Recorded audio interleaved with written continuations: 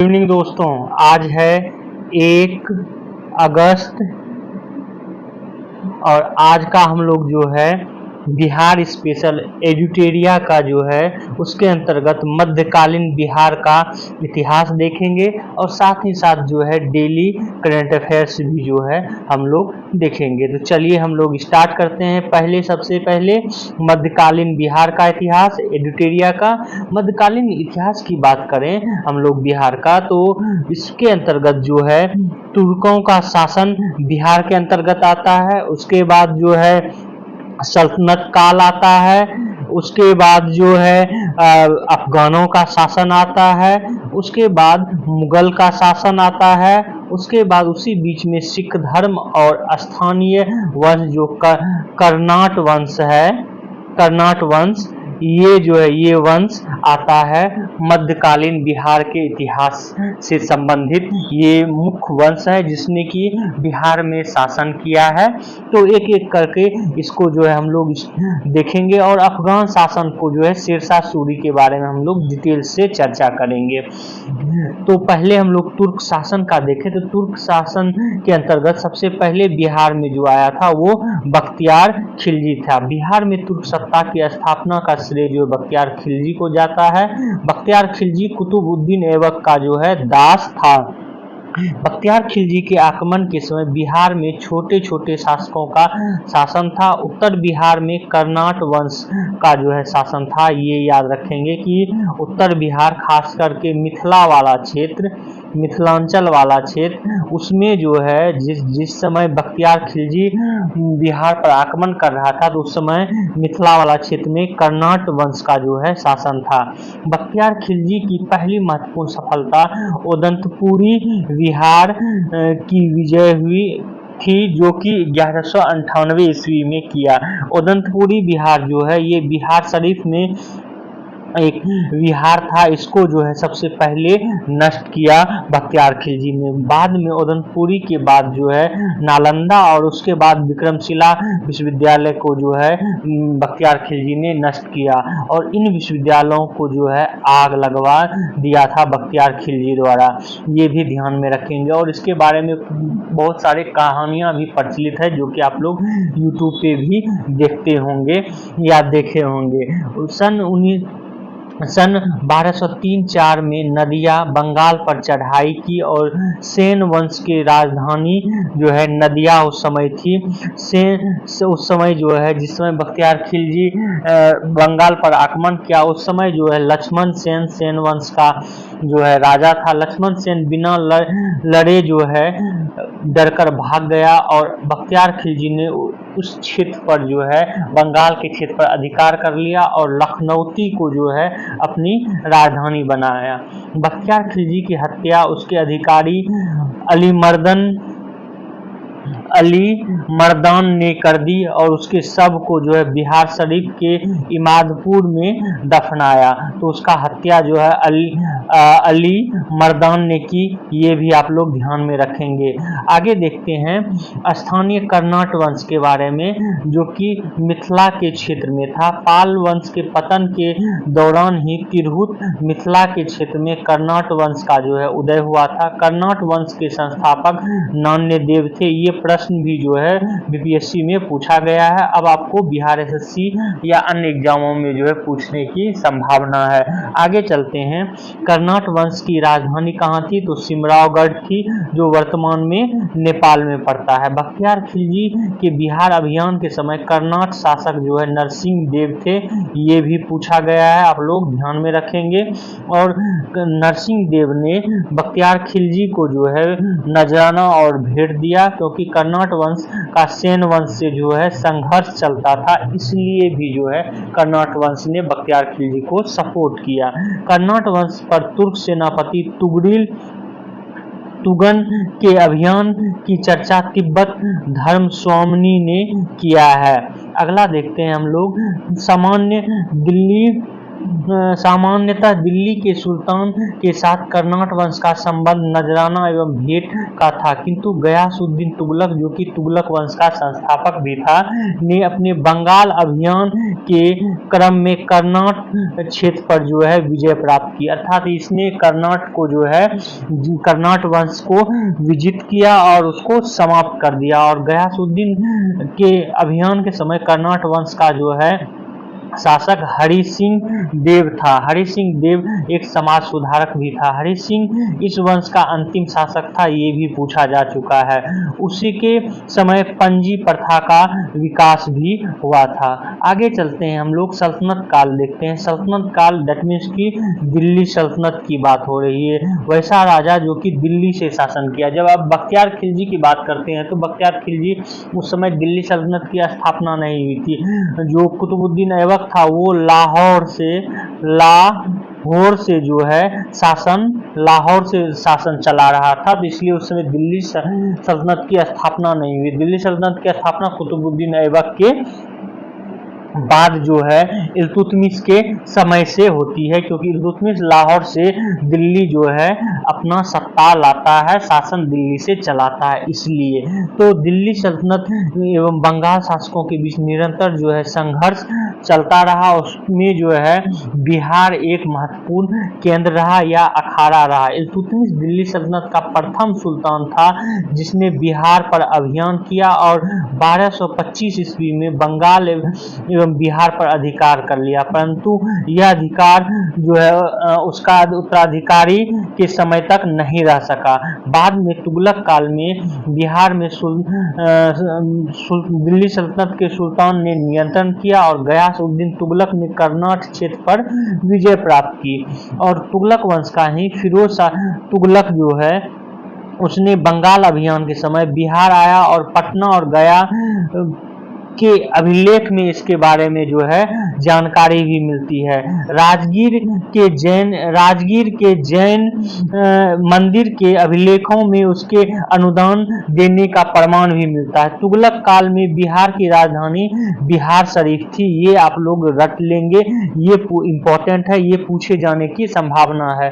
उस काल में बिहार शरीफ का नगर बौद्ध धर्म का जो है प्रमुख केंद्र था जब तुगलक वंश ने जो है इस पर आक्रमण किया था। तुगलक वंश के आगे देखते हैं हम लोग तुगलक काल में बिहार के शासकों में सबसे महत्वपूर्ण नाम जो है मलिक इब्राहिम का है, जो मलिक बयां कहलाता था।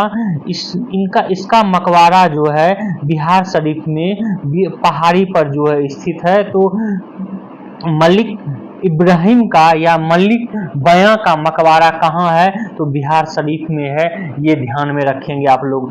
आगे देखते हैं 13वीं शताब्दी के मध्य में मिन्हाज उस सिराज ने तबकात ए नासरी एक पुस्तक लिखी। उसमें बिहार का जो है उल्लेख हमें मिलता है। बिहार के बारे में हमें जो है जानकारी मिलती है तबकात ए नासरी में, जिसको मिन्हाज उन सिराज ने लिखा था।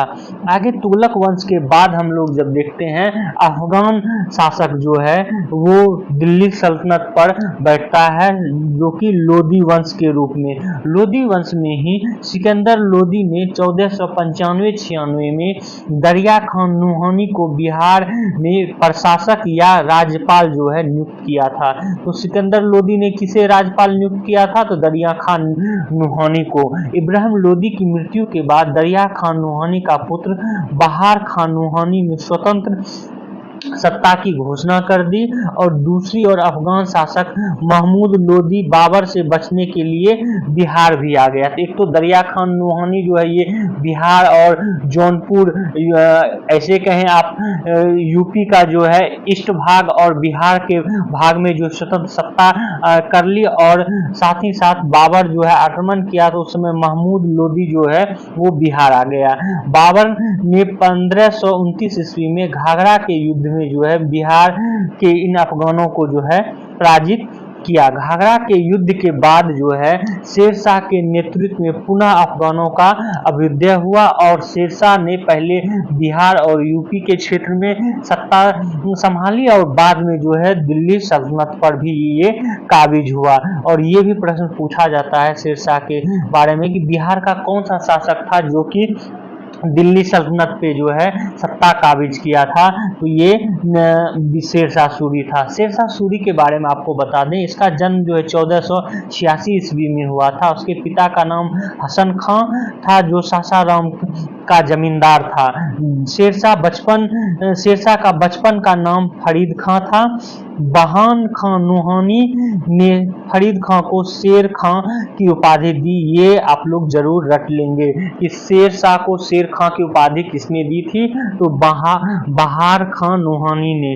शेर खां ने नूहानियों के पतन के बाद बहार खां की विधवा दूदू बेगम से विवाह कर बिहार के क्षेत्र पर जो है अपना अधीन कर लिया, बिहार के क्षेत्र को।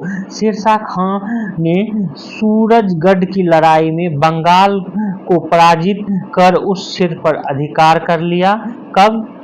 1534 में। वहीं 1539 में चौसा के युद्ध में हुमायूं को पराजित कर उसने शेरशाह की उपाधि धारण की। तो चौसा का युद्ध जो है हुमायूं और शेरशाह के बीच लड़ा गया था 1539 ईस्वी में। ये आप लोग रट लेंगे, बार बार पूछा गया है। अगला देखते हैं, 1540 में कन्नौज में का युद्ध हुआ जिसको कि बिलग्राम का युद्ध भी बोला जाता है। हुमायूं को जो है पुनः शेरशाह ने पराजित कर सूरवंश की स्थापना जो है दिल्ली में किया। तो कन्नौज का युद्ध या बिलग्राम का युद्ध कब हुआ था?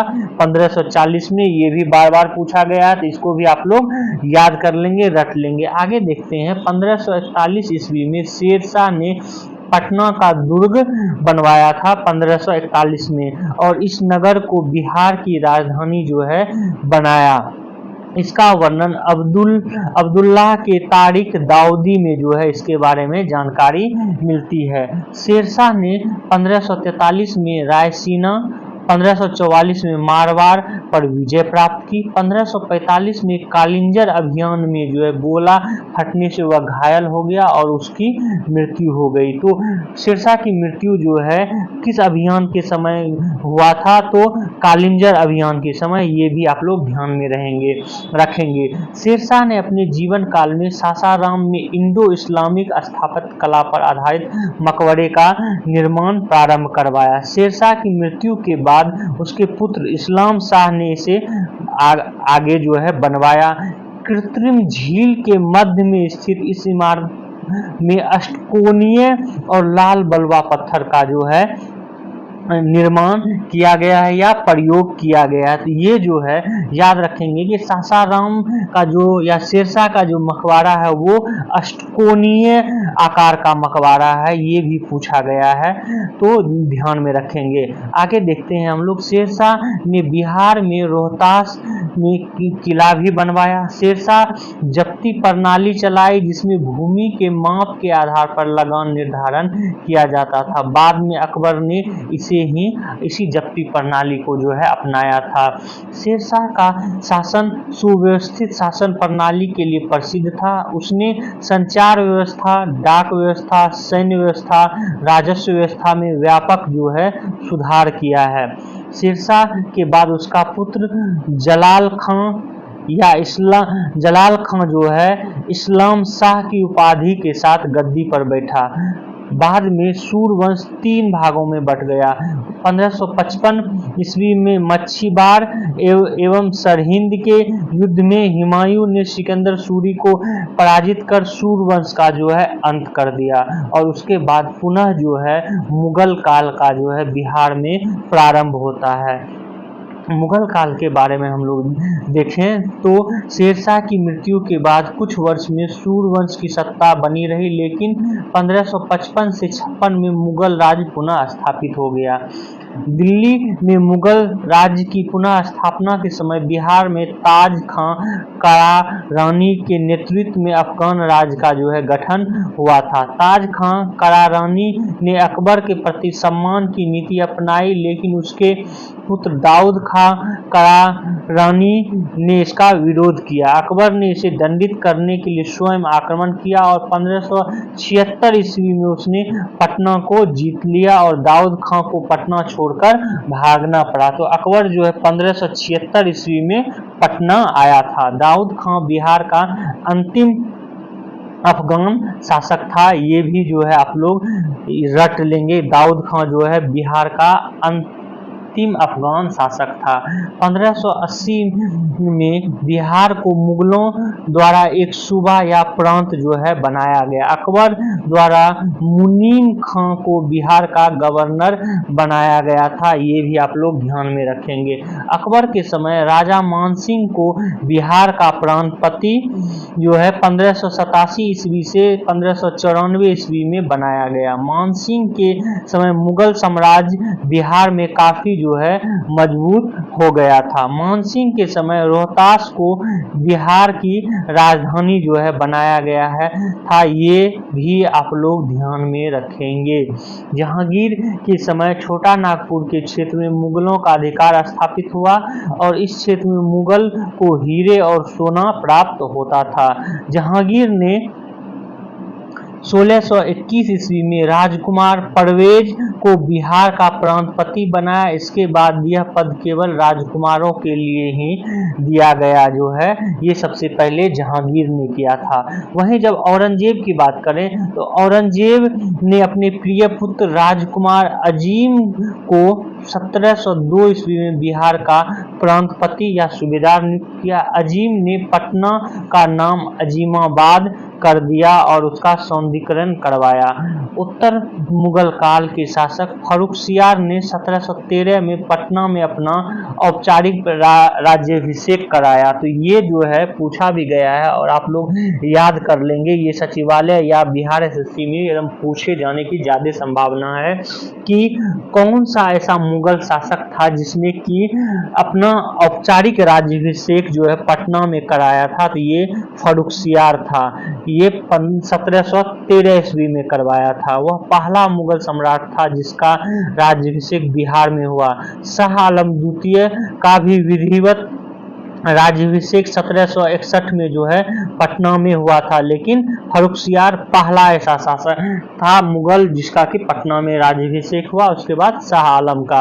औरंगजेब की मृत्यु के बाद कमजोर होती सत्ता के बाद बिहार बंगाल का जो है भाग बन गया 1707 में, क्योंकि 1707 में मृत्यु हो जाती है किसका? औरंगजेब की। मुर्शिद कुली खां 1727 में बिहार बंगाल उड़ीसा का सूबेदार रहा। उसके बाद सरफराज खान नवाब बना। अलवर्दी खां ने गिरिया के युद्ध में सरफराज खां को पराजित किया और बंगाल का नवाब बन गया। उसके बाद उसने मुगल सम्राट को 2 करोड़ रुपए देकर अपनी पद को अस्थायी बना लिया और 1756 ईस्वी में अलवर्दी खां की मृत्यु तक बिहार बंगाल उड़ीसा का क्षेत्र जो है प्रत्यक्ष नियंत्रण में रहा। बिहार किसके? तो बंगाल के। अब हम लोग सिख धर्म के बारे में देखते हैं जो कि बिहार में विकसित और फला फूला। बिहार की बात करें तो बिहार में सिख धर्म के संस्थापक गुरु नानक देव जो हैं सबसे पहले वो आए थे। बिहार के गया, राजगीर, पटना, मुंगेर और भागलपुर क्षेत्र की इन्होंने यात्रा की थी। सिख धर्म के 9वें गुरु तेग बहादुर भी सासाराम गया होते हुए पटना आए थे। यहाँ वे अपनी पत्नी गुजरी देवी को छोड़ गए थे जो मां बनने वाली थी। पटना में गुरु गोविंद सिंह का जो है जन्म हुआ था और सिख धर्म के 10वें और अंतिम गुरु गोविंद सिंह का जन्म पटना साहिब में 26 दिसंबर 1666 ईस्वी को हुआ था। गुरु गोविंद सिंह 1676 ईस्वी में 10वें गुरु बने और 1699 में उन्होंने खालसा पंथ की स्थापना की। ये याद रखेंगे कि खालसा पंथ की स्थापना कब की और जो सिख गुरु थे उनमें से किस नंबर के गुरु ने, तो 10वें नंबर के गुरु ने खालसा पंथ की स्थापना की। तख्त श्री हरमिंदर पटना साहिब सिख धर्म का प्रमुख तीर्थ स्थल है। इसका निर्माण जो महाराजा रंजीत सिंह द्वारा करवाया गया है। आगे हम लोग जो है ये आपको जो मध्यकालीन बिहार है वो जो है आज समाप्त हो गया। अब कल जो है हम लोग आधुनिक बिहार के बारे में जानेंगे। और आज जो है अब हम लोग करंट अफेयर्स देख लेते हैं। करंट अफेयर्स के अंतर्गत जो है पहला इंपॉर्टेंट करंट अफेयर्स है। ये करंट अफेयर्स एसएससी में इस तरह का प्रश्न जो है ज्यादा पूछा जाता है कि पूर्व जो है यूपीएससी का जो है चेयरपर्सन किसे नियुक्त किया गया, तो प्रीति सूदन को यूपीएससी का चेयरपर्सन नियुक्त किया गया है। ये पूर्व में स्वास्थ्य सचिव भी रह चुकी हैं, तो ये जो है इम्पोर्टेंट था, तथ्य याद रखेंगे। उनका कार्यकाल जो है अप्रैल 2025 तक होगा और उन्होंने मनोज सोनी जो कि प्रशिक्षु आईएएस अधिकारी पूजा खेड़कर के जुड़े विवाद के कारण जो है इन्होंने इस्तीफा दे दिया था, तो उनके स्थान पर जो है इनको ये प्रीति सूदन को जो है यूपीएससी का चेयरपर्सन नियुक्त किया गया है। ये आंध्र प्रदेश कैडर की 1983 बैच की रिटायर्ड आईएएस अधिकारी सूदन ने महिला एवं बाल विकास, रक्षा मंत्रालय और सार्वजनिक वितरण विभाग आदि में जो है ये काम कर चुकी हैं। तो इनका कार्यकाल कब तक होगा ये, और सबसे मेन है ये जो यूपीएससी के चेयरमैन कौन है, तो ये याद रखना है। अगला देखते हैं इंपॉर्टेंट तरंग शक्ति अभ्यास। तरंग शक्ति अभ्यास जो है ये वायुसैनिक अभ्यास है जो कि भारत में ये युद्ध अभ्यास कराया जाएगा और भारत पहली बार ऐसा है जो कि इतने बड़े लेवल पर जो है युद्ध अभ्यास किया जा रहा है। यहाँ तो 30 देश लिखा हुआ है, लेकिन जो सूचना मिली है उसके अनुसार करीब 50 देशों को जो है तरंग अभ्यास, नौसैनिक अभ्यास में जो है अभ्यास के लिए भारत सरकार ने या भारतीय वायुसेना ने बुलाया है, जिसमें कि रूस और इजराइल जो है पहले ही मना कर चुका है क्योंकि वो जो है युद्ध में अभी व्यस्त है। और देखते हैं कितने देश आते हैं। तो भारत पहली बार इतने बड़े लेवल पर ये युद्ध अभ्यास कराएगा। तरंग शक्ति अभ्यास जो है एक वायुसेना का जो है अभ्यास है और ये जो है एक मिश्रित अभ्यास नहीं कहे, वायुसेना का एक बड़े स्तर का अभ्यास है जो कि भारत तरंग शक्ति करवाएगा, ये आप लोग याद रखेंगे। और जो है ये कहा जा रहा है कि ये अभ्यास जो है राजस्थान के सुलूर में 6 अगस्त से भारतीय वायुसेना की तरंग शक्ति जो है 24 हवाई अभ्यास का आयोजन किया जाएगा और ये अभ्यास 6 से 14 अगस्त तक जो है दूसरा चरण जो है सुलूर और दूसरा चरण 29 अगस्त से 14 सितंबर राजस्थान के जोधपुर में आयोजित किया जाएगा। हालांकि यहाँ पर हम ऊपर भी बता चुके इसमें भाग लेने वाले 51 देशों को आमंत्रण किया गया है, करीब 30 देश इसमें जो है भाग लेंगे। तो ये 51 देशों को आमंत्रित किया जाएगा, अब कौन कौन आएगा उसके बाद ही जो है इसमें देखा जाएगा। अगला देखते हैं करंट अफेयर्स। अगला करंट अफेयर्स है कि पूर्व क्रिकेटर अंशुमन गायकवाड़ का जो है ये निधन हो गया है। इनका देखेंगे 1952 में इनकी जन्म और मृत्यु जो है 2024 में हुआ था। गायकवाड़ जो है 71 वर्ष के थे और भारत की ओर से 40 टेस्ट और 15 वनडे जो है इन्होंने खेला था। तो ये इस तरह के प्रश्न जो है एसएससी में पूछे जाते हैं। यहाँ पर ये भी आपको बता दें गायकवाड़ के बारे में कि 1983 विश्व कप विजेता टीम के सदस्य भी उनकी आर्थिक रूप से मदद कर रहे थे, तो ये भी आपको गायकवाड़ के बारे में याद रखना है। बस ज़्यादातर इम्पोर्टेंट है कि ये गायकवाड़ जो हैं ये जिनका निधन हो गया ये कोच और टीम भी रह चुके हैं, ये याद रखना है। आगे देखते हैं आज का करंट अफेयर्स। आज का करंट अफेयर्स ये जो है इम्पोर्टेंट है कि लद्दाख में भारत की पहली जियो थर्मल बिजली परियोजना का जो है ड्रिलिंग शुरू हो गया है। आपको बता दें कि जो बिजली उत्पादन होता है पानी से, सौर ऊर्जा से, उसके बाद जो है कोयले से, उसके बाद जो है आपको ये जब आप बृहत रूप से ज्योग्राफी पढ़ेंगे तो उसमें बताया जाता है कि जियोथर्मल जो धरती की गर्मी है उससे और या धरती के अंदर जो ताप है उससे जो है बिजली उत्पादन किया जाता है। और ये उत्पादन जो है आप देखेंगे हिमाचल प्रदेश में जो है पहले से होता था, लेकिन लद्दाख में जो है पहली बार जियोथर्मल से बिजली उत्पादन होगा। तो बर्फीले रेगिस्तान कहे जाने वाले लद्दाख के पूगा घाटी में देश की पहली जियोथर्मल भूतापीय बिजली परियोजना की ड्रिलिंग जो है शुरू कर दी गई है। पायलट परियोजना के तहत शुरू इस परियोजना का उत्पादन क्षमता फिलहाल जो है 1 मेगावाट रखी गई है और बाद में जो है ये बढ़ाया जाएगा। लद्दाख में 9 पनबिजली परियोजना भी जो है अभी वर्तमान में काम चल रहा है। तो आपको ये याद रखना है कि देश की पहली जो है जियोथर्मल बिजली परियोजना का ड्रिलिंग कहाँ शुरू किया गया है, तो लद्दाख में किया गया है। ये इंपॉर्टेंट तथ्य जो है आपको याद रखना है। तो आज का करंट अफेयर्स इतना ही था। आप लोग हमारे इस वीडियो को शेयर करें, सब्सक्राइब करें और बेल आइकन को जो है जरूर दबा लें। Thank you for watching this video.